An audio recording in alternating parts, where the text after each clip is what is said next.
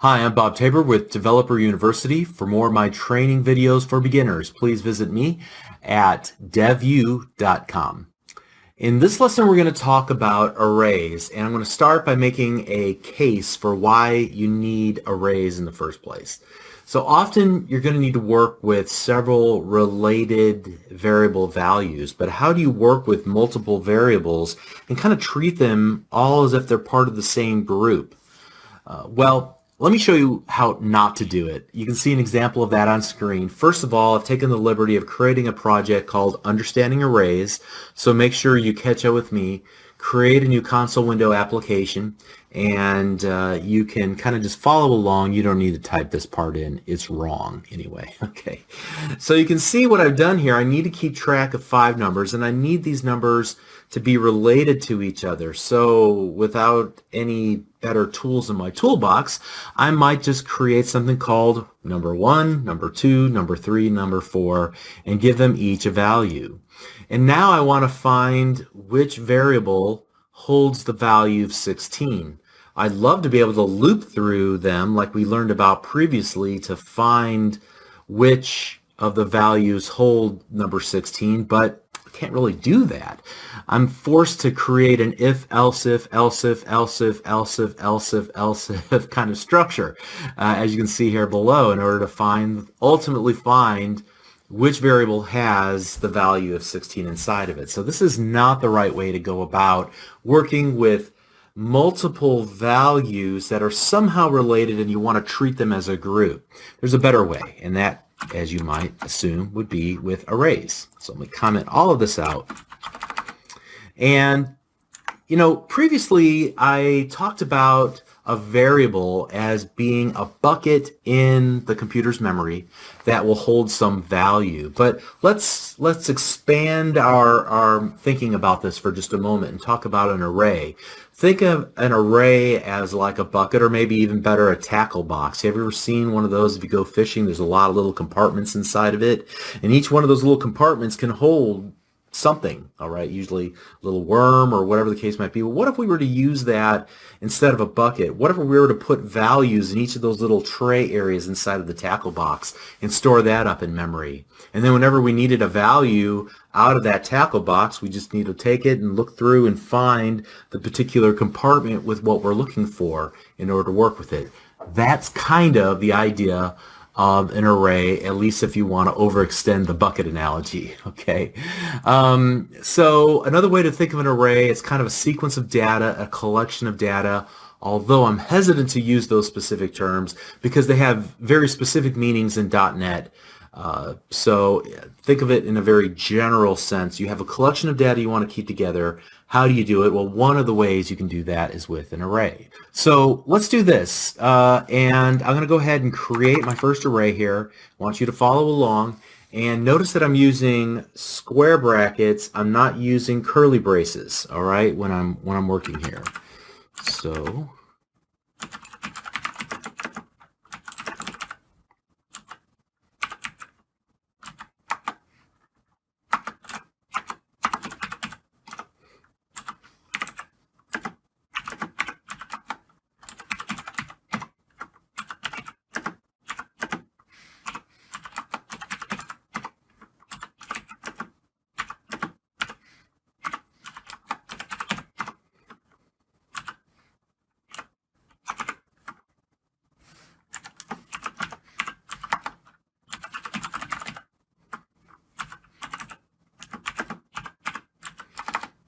all right. So first of all, let's take a look at the declaration of our array called numbers. It is an array of integers. In other words, there are going to be multiple integers all collected under the same umbrella named numbers.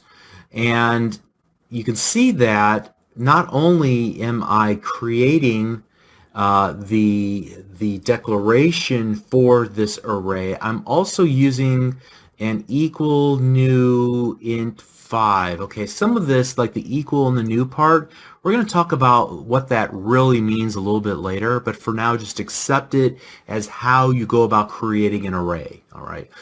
And then notice next to that I have int, and then inside of that, the square brackets, I have the number 5. So that's how many elements that I want inside of my new array. I want a new array of integers that can hold five values, 5 integers inside of them. Next, what I do is I begin to access each element of the array and put a value inside of that element of the array. So here's the first element of the array, the second element of the array. Remember, we're 0 based.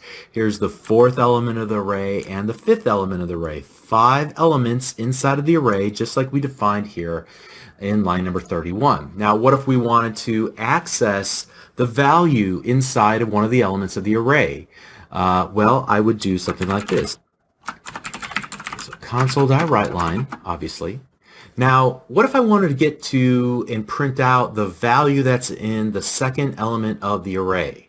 Well, then I would use the correct index of the array to access that element. So, here's numbers, and I want the second element, which means I'm going to use the index 1. So I'm going to index into that array to get to the correct element. So in this case, the second element is at index number 1. All right, and I can print that off the screen. And let me do a read line here, like so, and we can quickly run the application.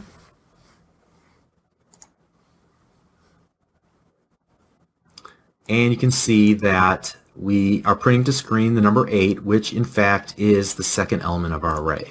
All right.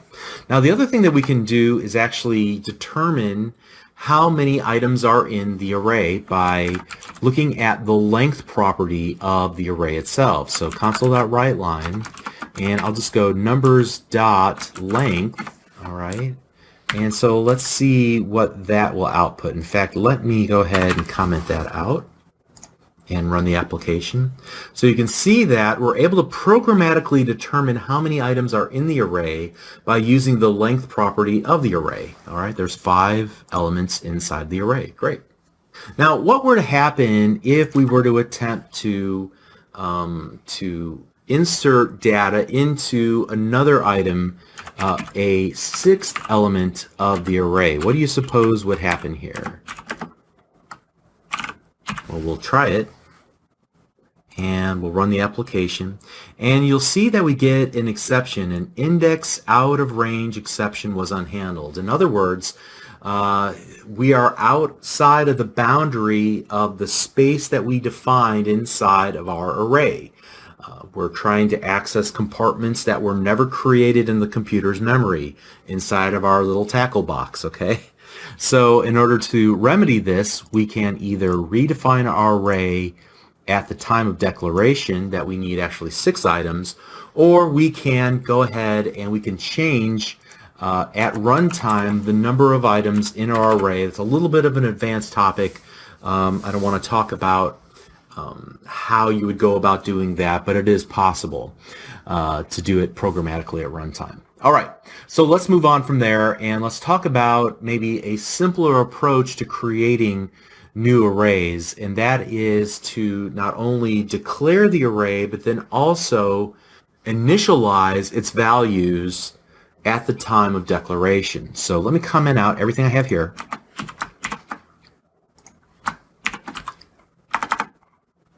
And we'll do this.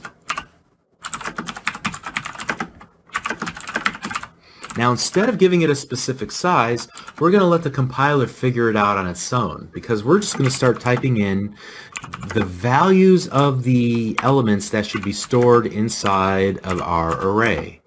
Now, in this case, I can create it, or just put all the items in there I want to put in there, and I can trust that the new array that will be created in memory will be able to hold all, 6 items this time, right? Okay. Let me comment that out. And we've been working specifically with integers, but what if we were to work with strings? How would we go about doing that? Well, same sort of idea here. In this case, we want to give it a number of literal strings.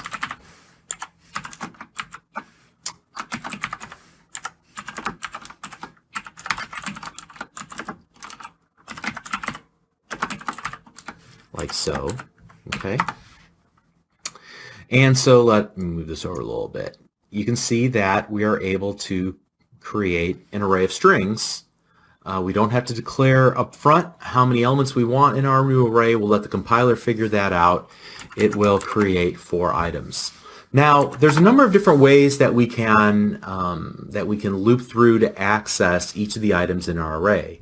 Let me show you 2 ways, and one of them is going to be what you're already familiar with, the for loop, right? So I'm going to go for tab tab, and so we'll start with an integer I equals 0, and now let's do this instead. Let's go names.length, right? And then inside of here we'll go, let's do this, console.writeLine, and we'll go names, and then what do you suppose we'll put in the middle here? We'll use the value I, right? So what we're going to do is start at 0 and continue iterating through until we reach the length of our array, and then we'll stop and jump out of our array. But until then, we'll do a console.readline here, and you can see that this will allow us to print out all 4 items inside of our array to the console window. Great. Now, there's a lot of management of this I here, but there's an easier way to go about this. Let me comment this out real quick. I'm going to show you a second style of iteration statement. So in this case, we'll just do this. We'll do for each, and I'll go ahead and use the code snippet. I'll just go tab tab. So for each string name in names, all right, and I've made up the term name as singular, and names is actually what we called our array, right? So now I'm going to hit enter on my keyboard twice, and I'll just do console.writeLine name, and let's go console.readline. What this will do is it'll allow us to essentially loop through every single name in our array of names, and for each item it will copy the current element into this temporary variable called name of type string, and then we can use that to do whatever we want. In this case, we're just going to print it off the screen. See how much easier that is? But we can use either technique in order to iterate through our sequence of data. Very neat. Okay. All right, now let me show you one last thing you can do. It'll be pretty powerful stuff. And we can create arrays of different things, right? So what if we wanted to create an array? What if we wanted to take a string and reverse the string? Okay, how would we go about taking, for example, the name Bob Tabor and reversing that to what? Robat Bob, I guess. How would I convert? How would I change that? Well, what we can do is take a string and convert it into an array of individual characters. Once we have an array of individual characters, we can then say, go ahead and reverse the order of those items so that the last becomes first and the first becomes last. All right. So let's do this. I'm going to create a string called Zig, and it's going to contain one of my favorite speakers quotes that I have kind of patterned my life after. You can get what you want out of life if you help enough other people get what they want. All right? Now that's a very, very long line of code. So what I would probably do is I would try to chop this up into multiple lines of code. And we said this before, that you can do something like this in C#. All I'm doing is going to just break it in half and use this concatenation operator, right, to kind of marry the first string and the second string together. So that's all one line of code. So now that I have this, what I want to do is create an array of characters. So I'm going to use the char keyword, which is the data type char, meaning I want one character, but I'm going to create an array of characters called we'll call it char array. All right. I'm going to take this Zig string and I'm going to call a helper method on it called to char array. So every data type has some helper methods that are built into it by the .NET framework. And what this will simply do is take a long string and we'll split it up into individual characters and put those into an array of characters. Now that we have our statement here in an array of individual characters, I can do something like this. I'll call array.reverse, and I'm going to pass in the character array. And then finally what I want to do is we'll do a for each, tab, for each char, and I'll just call this a Zig Ziglar char, in my char array, console.write, not write line, but just write, and the zig char. All right, hopefully all this makes sense. Let's do a console.readline. And this is just to show you some of the flexibility of working with arrays. Let's run the application, and now we were able to write that whole string backwards. All right, so that's pretty much it. There's a lot more that you can do with arrays. However, as we move through C#, you're going to find that your use of arrays will diminish over time, and you'll start using something a little bit more elegant. Think of it as an array on steroids, or maybe like super array, okay? It's going to be called a collection. There's a bunch of different types of collections, and we'll learn about those near the very end of this series of lessons. But at any rate, that's how you work with arrays. Remember that you have to declare an array by giving it, at the time of declaration, its size. Then you can access individual elements of array by using indexes into the array to access or to set the values in a given element of an array. We can loop through elements of an array using a for or a for each iteration statement, and we can even use some cool utility methods like array.reverse to swap all of the items in the array, or there's also ways to sort items and so on. Okay, so let's continue on in the next lesson. We're doing great. See you there.